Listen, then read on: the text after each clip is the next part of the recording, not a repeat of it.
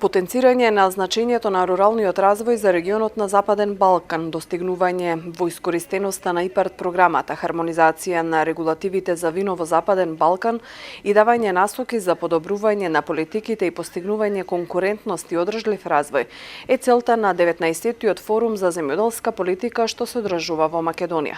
Министерот Трајан Димковски во своето обраќање посочи дека Министерството ги прилагодува своите политики во насока на стимулација на диверзификација на економските активности во руралните средини, преку мерки кои поддржуваат преработка на земјоделски производи, маркетинг, рурален туризам, развој на услужниот сектор во руралните средини.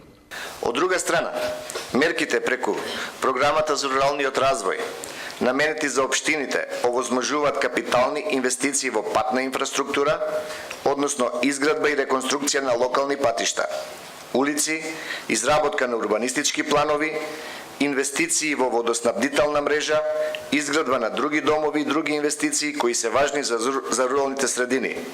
За трите мерки пристигнаа 200 барања со квалитетно подготвени капитални проекти од сите 80 општини. Договорите со платежна се подпишаа, а дел од општините веќе ги реализираат проектите на терен. За ова намена, владата на Република Северна Македонија одобри 38 милиони евра преку програмата за руралниот развој. Шефот на одделението за предпристапна помош во земјоделството и руралниот развој на Европската комисија Лиам Бреслин ја презентираше анализата за искористеност на ИПАРД-2 програмата во земјите од југоисточна Европа. Вели дека нашата држава во споредба со земјите од регионот е најдобар корисник на ИПАРД-2.